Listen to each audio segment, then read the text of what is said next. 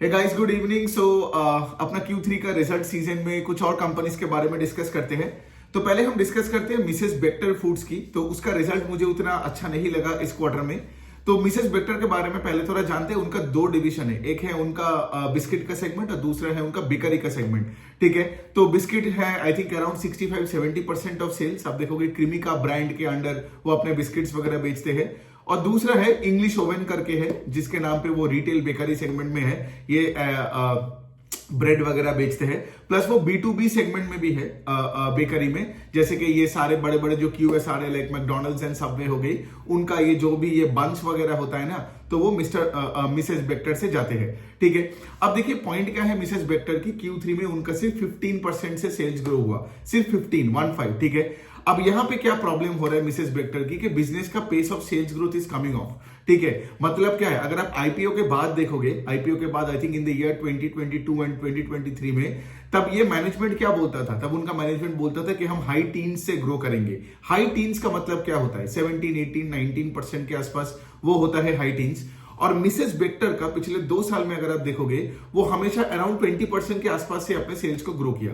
लेकिन पिछले 2 क्वार्टर से, मतलब अभी तो Q3 का नंबर चल रहा है, लेकिन पिछले 2 क्वार्टर से कंपनी कुछ 17-17.5% के रेंज में ग्रो कर रहा था, और इस बार तो 15% से ग्रो किया। इसका क्या मतलब, इसका मतलब है कि बिजनेस का pace of sales growth has come down. ठीक है, तो ये हमेशा, ये कभी भी, मतलब देखोगे अगर आप एक स्टॉक में एक इन्वेस्टर हो, तो आप भी ये ऑब्जर्व करोगे कि वो स्टॉक चलना थोड़ा बहुत कम, मतलब उसमें प्रॉब्लम आ जाती है, मतलब वो स्टॉक उतना ऊपर भागता नहीं है जिस रेट से वो पहले भागता था, अगर बिजनेस का पेस ऑफ सेल्स ग्रोथ घटता है तो। ठीक है, तो मिसेस बेक्टर का ये 15% का नंबर मुझे थोड़ा ठंडा लगा। ठीक है, अब दूसरा साइड में क्या है, दूसरा साइड में if you look at it, अब देखो बेक्टर किस कैटेगरी में आता है, FMCG कैटेगरी में आते हैं, और इनका मार्केट कैप बहुत ही छोटा है। मिसेस बेक्टर का आई गेस 10,000 करोड़ के आसपास मार्केट कैप होगा। तो सोचो फॉर एग्जांपल, आज जो ये जो FMCG का जो बेहेमोथ्स है, मतलब ये सब नेस्ले, गोदरेज कंज्यूमर्स, फिर आप देखोगे टाटा कंज्यूमर्स, फिर आपका डाबर हो, मैरिको हो, अगर वो सारे कंपनी जिनका लेट से 1 लाख करोड़ का मार्केट कैप है, 2 लाख करोड़ का मार्केट कैप है, if those companies are not growing at a similar pace to Bector, तब तो बेक्टर का ही फ्लेवर चला जाएगा, है ना। समझो मेरे बात को, मतलब कोई भी छोटे कंपनी में पैसे डाल के पैसा नहीं बनता है, वो तब भी पैसा बनता है जब let's say the company with a small market cap can grow sales at a much faster pace than the industry बेहेमोथ्स।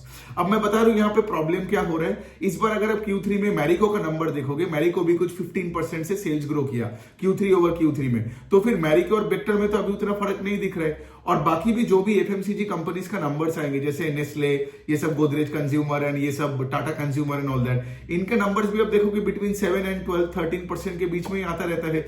इस बार आई गेस अभी भी बहुत सारे कंपनीज का नंबर नहीं आया, लेकिन उनका भी नंबर कुछ ऐसे ही आते हैं। सो माय पॉइंट इज, जब कोई एक छोटी कंपनी हो, ठीक है, छोटी कंपनी अगर एक हाई पेस से, एक हायर पेस से ग्रो नहीं कर पाता है, then let's say it's bigger peers, तब उस छोटी कंपनी में मतलब उसका स्टॉक ज्यादा चलता नहीं है। अब देखो मैं सिर्फ यहाँ पे एक एग्जांपल लेके बात करता हूं, वरना मतलब देखो, वरना आपको तो खेल समझ में नहीं आएगा ना। यही लॉजिक आप देखोगे, सेम चीज इस बार ज्वेलरी स्पेस में जो सेंको और PM गाडगिल के साथ हुआ। बिकॉज इस बार टाइटन का तो आपको पता है कितना बड़ा साइज है, राइट। उनका अगर आप सिर्फ ज्वेलरी स्पेस में देखोगे तो 1000 के ऊपर दुकान है, आई थिंक 1100 स्टोर से अक्रॉस टाइटन, कैरेटलेन, मियाविया सब मिला के मैं बोल रहा हूं। ठीक है, सो अभी देखो Titan with 1100 stores all across the country, they grew the jewellery division by 26%, जबकि सेंको जिसका सिर्फ 170 के आसपास दुकान है, सेंको ग्रीव सेल्स इन Q3 में कितना, सिर्फ 22% से। तो समझ में आ रहा है प्रॉब्लम क्या हो रहा है इस बार, क्योंकि देखो आज बिजनेसेस लाइक सेंको, बेक्टर, ये तभी और पैसा बनाएगा गोइंग फॉरवर्ड जब लेट से ये अपने इंडस्ट्री के बड़े प्लेयर्स से बहुत ज्यादा रेट से ग्रो कर पाए। Got it. बेक्टर में प्रॉब्लम क्या है, बेक्टर में प्रॉब्लम है कि पहले वो कर रहा था, समझ में आ रहा है, पिछले 2-2.5 साल में if you compare it with Britannia और एनी अदर FMCG कंपनी, जैसे मैंने बोला बेक्टर 20% के लेवल से ग्रो कर रहा है। आप मेरा कोई भी पुराना वीडियो देख लो बेक्टर का, मैं सिर्फ हमेशा यही बोलता था कि Bector and Bikaji are 2 of the fastest growing consumption based, मतलब FMCG based companies in India. FMCG में दोनों कैटेगरी होता है ना, कंजम्पशन एंड नॉन कंजम्पशन। तो कंजम्पशन में मैं यहां पे बात कर रहा हूं कि वो लोग 20% से ग्रो कर रहा था, लेकिन यहां पे अभी मैं देख रहा हूं कि बेक्टर का 15% का ग्रोथ आ रहा है।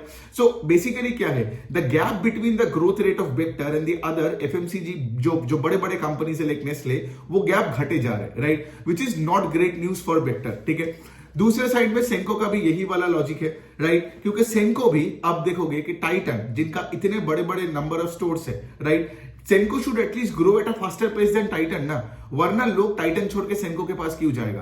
तो अब सॉरी, तो आपको इस तरीके से बात को देखना पड़ेगा, वरना कोई सेंस नहीं बनेगा। तो ये हो गई बात। अब चलिए हम थोड़ा दूसरे कैटेगरी में बात करते हैं। अब थोड़ा रिटेल अपैरल के स्पेस में बात करते हैं, जिसका तो बहुत सारे कंपनीज का नंबर्स आ गया। रिटेल अपैरल का मतलब है वही आपका V2, V-Mart, विशाल मेगा मार्ट और आपका ट्रेंड का भी नंबर आ गया। अब यहां पे सबसे पहले हमें देखना पड़ेगा कि रेस में कौन जीत रहा है, जो कि जीत रहा है कि V2, क्योंकि यहां पे आप देखोगे V2 का इस क्वार्टर में भी 58% का सेल्स ग्रोथ है और उनको ऑपरेटिंग लेवरेज भी मिल गया। मतलब V2 का आई थिंक पैट का ग्रोथ इज अराउंड 120% के आसपास। लेकिन अगर आप बाकी प्लेयर्स को देखोगे तो आप क्या देखोगे कि वो लोग रेस में V2 से कतई पीछे चले जा रहे हैं। जैसे ट्रेंड का आज नंबर आया, ट्रेंड का सेल्स ग्रू ओनली 36% से, सिर्फ 36, ठीक है।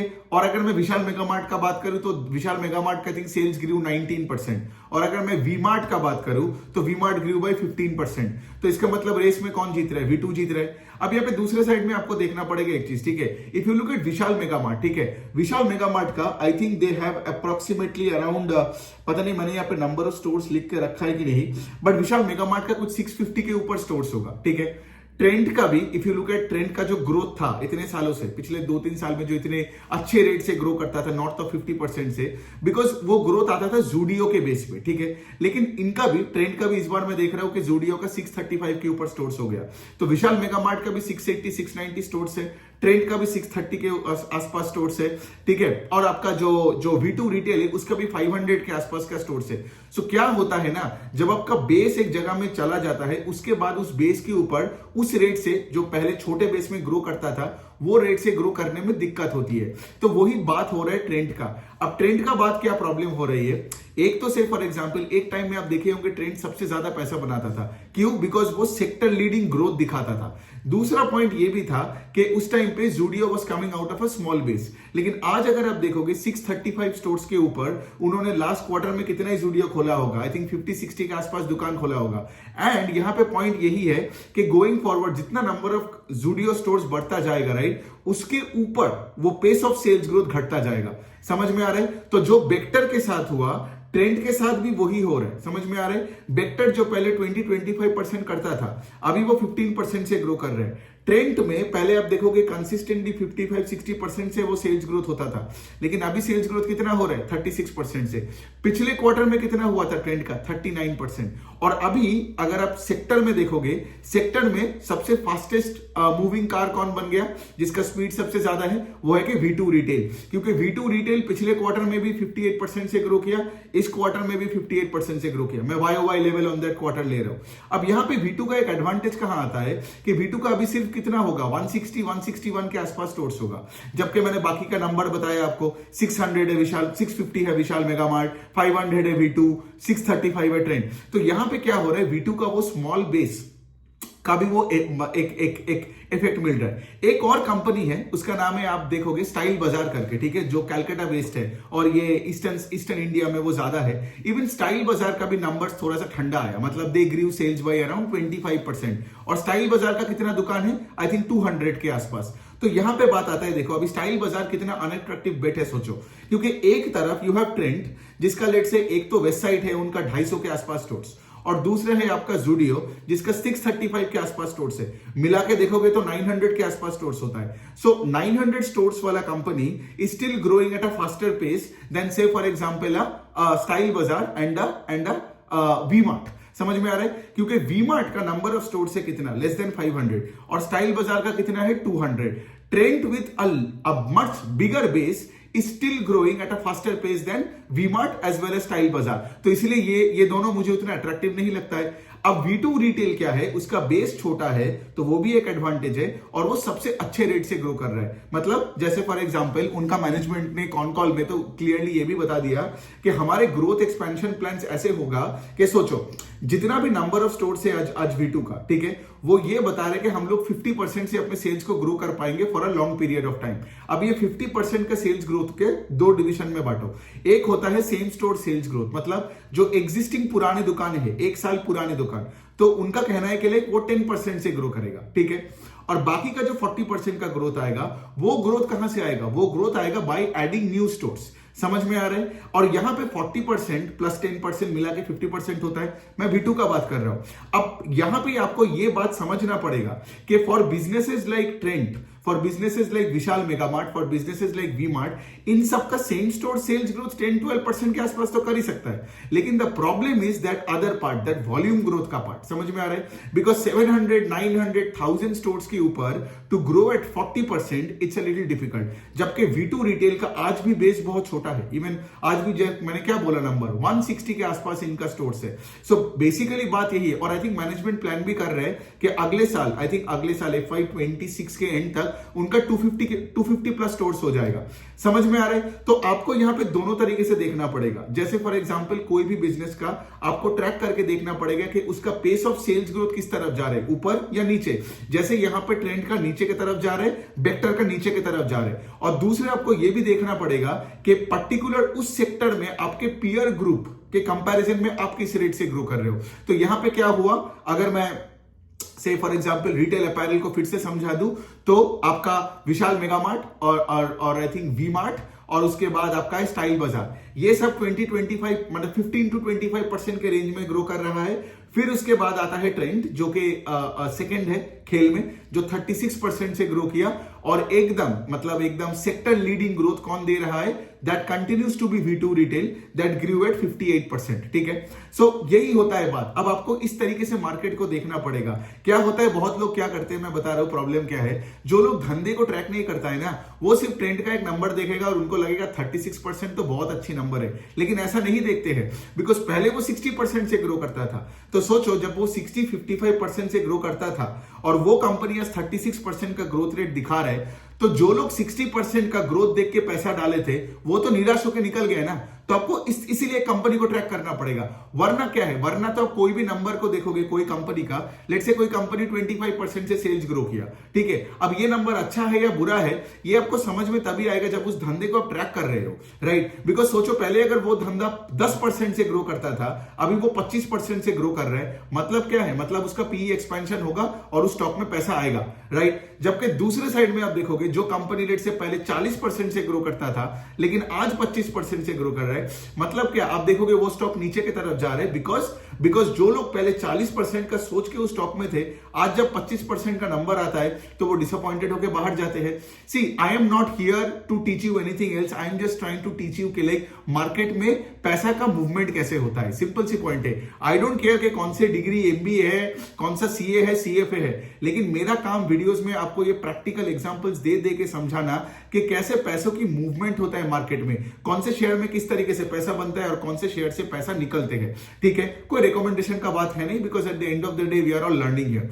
सो ये हो गया ये वाला स्पेस में। अब यहाँ पे एक और कंपनी का मैं बात बोल सकता हूं, अगर मैं थोड़ा सा ज्वेलरी का ही यहाँ पे बात करूं, थंगामाइल ज्वेलरी करके कंपनी है जो साउथ इंडिया बेस्ड है, उसका भी कुछ आई थिंक 25-26% से ग्रोथ है। अब यहाँ पे बात आपको समझ में आ रहा है, एक तरफ है कल्याण ज्वेलर्स जो लेट से 39-40% से ग्रो किया, ठीक है, और दूसरे साइड में if you see smaller players than both Titan and Kalyan, like say for example Senco, PN Gadgil और यहाँ पे थंगामाइल भी, जो कि टाइटन के रेट से या टाइटन से भी कम रेट से ग्रो कर रहे हैं। मतलब क्या है, मतलब वैसे स्टॉक्स में उतने इंटरेस्ट नहीं जमेगा, है ना, because the whole point is के अब सोचिए ना, लॉजिकली सोचो, अगर लेट से फॉर एग्जांपल आप टाइटन नहीं ले रहे हो, तो आप ऐसे कंपनी को एक लोगे ना जो कि टाइटन से फास्टर पेस से ग्रो कर रहे हैं, वरना आप उस कंपनी को क्यों लोगे, वरना आप टाइटन ही ले लोगे, है ना। तो आपको इस तरीके से प्रैक्टिकली सोचना पड़ेगा मार्केट को, ठीक है, तब जाके आप देखोगे स्टॉक मार्केट आपके लिए सेंस बनता है। सो थंगामाइल का नंबर वही 26-27% का उनका सेल्स ग्रोथ है। और इस बार क्या हो रहा है ना, सबको आई गेस सबको अभी याद होगा, वो कस्टम ड्यूटी का रिडक्शन के वजह से बहुत ज्वेलरी कंपनी को इन्वेंटरी लॉस लेना पड़ा, तो थंगामाइल ने सब कुछ Q2 में ही ले लिया था, तो इस बार उनका थोड़ा बहुत इन्वेंटरी गेन्स भी आया, जिसके वजह से थोड़ा ऑपरेटिंग लेवरेज दिखा। But also having said that, I mean I don't care about operating leverage जब तुम्हारा सेल्स ग्रोथ लेट से टाइटन के बराबर है, समझ में आ रहा है। और थंगामाइल तो एकदम एक तमिलनाडु बेस्ड एक छोटा एक ज्वेलर है, रिटेल B2C ज्वेलर है, जबकि टाइटन पूरा पैन इंडिया है ना। सो बेसिकली वही वाला पॉइंट है। आज भी अगर मैं ज्वेलरी स्पेस का भी बताऊं तो Kalyan jewellers is growing at 40%, Titan growing at 25-26%, और ये जो बाकी जो सारे जो प्लेस है लाइक थंगाम आइलैंड्स का आपका ये सेंको एंड ऑल दैट, ये सब आपका 25-24% से सब ग्रो कर रहा है। एक और कंपनी का हम बात कर सकते हैं जिसका भी अगेन अगर मैं आपको ये स्टेटमेंट बताया कि अगर आपका ईपीएस का एक्सपेंशन हो रहा है लेकिन सेल्स ग्रोथ नहीं हो रहा है तो वो उतना फर्क नहीं पड़ता है। वो है कि पेज इंडस्ट्रीज, वो आपका जॉकी बनाने वाला, तो पेज इंडस्ट्रीज का तो वही है। पिछले 2-3 साल में से तो उसका ग्रोथ ही पूरा चला गया।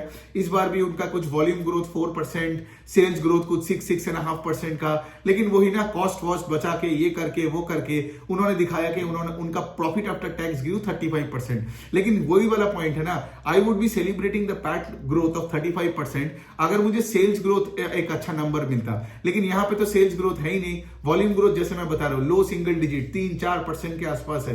सो बेसिकली पेज इंडस्ट्रीज में क्या होगा, और the problem is this right, जब कोई स्टॉक हाई पी में होता है और फिर उससे वो ग्रोथ चली जाती है ना, तब उस स्टॉक का पैसा बनाना डिफिकल्ट होता है। या मैं आपको एक चीज बता सकता हूं, if you look at businesses like trend, Bector and page industries, आप देखोगे एशियन पेंट्स का भी मैं नाम यहां पे ले सकता हूं ना, बिकॉज एशियन पेंट्स का सेल्स फेल बाय 6%।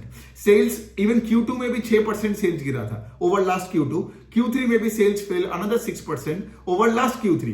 तो इसका क्या मतलब है सोचो। और एशियन पेंट्स का पी रेशियो देख के आपको क्या लगता है, सस्ता है क्या? सस्ता नहीं है। तो बेसिकली जब एक हाई पी में ग्रोथ चली जाती है तो वो स्टॉक का चलना बहुत डिफिकल्ट होता है, मतलब ऊपर की तरफ का बात कर रहा हूं। सो बात यही पे होता है कि हम लोग क्या करते हैं ना, वैल्यूएशन को पूरा गलत एंगल से देखते हैं। देखो एक हाई पी का stock will remain high PE and will make money for investors as long as business का अंडरलाइन ग्रोथ मोमेंटम रहे। लेकिन अगर बिजनेस का ग्रोथ मोमेंटम चला जाता है ना, तब तो उसका पी कॉन्ट्रैक्शन होगा ही ना। तो जैसे फॉर एग्जांपल बेक्टर का एक इश्यू मुझे यही दिख रहा है कि हाई पी में अभी पेस ऑफ ग्रोथ घट के सिर्फ 15% दिख रहा है। ट्रेंड का हाई पी, उसका तो मतलब पता नहीं 150-160 का पी था, जो भी पी था, लेकिन दैट वाज जस्टिफाइंग 60% का ग्रोथ। लेकिन वैसा पी वोंट जस्टिफाई 30% का ग्रोथ, क्योंकि और प्रॉब्लम यही हो रहा है ना ट्रेंड पे, क्योंकि अभी it's not a 60% engine, it is now becoming a 35% engine. Got it? तो ये बनता है इशू, ठीक है। और तीसरे साइड में of course you have businesses like Asian paints and page industries, जिनका तो भाई ग्रोथ ही नहीं है। और जब ग्रोथ नहीं है, कोई भी पी में आप स्टॉक लोगे ना, आप पैसा नहीं बनाओगे। और ये एक और मिसकॉन्सेप्शन में लोगों में देखता हूं ना, कि उनको लगता है कि लाइक अगर मैंने कम पी में एक स्टॉक ले लिया और उसमें ग्रोथ चली जाती है तो स्टॉक में ज्यादा नहीं गवाऊंगा, वो स्टॉक भी गिरता है। समझ में आ रहा है?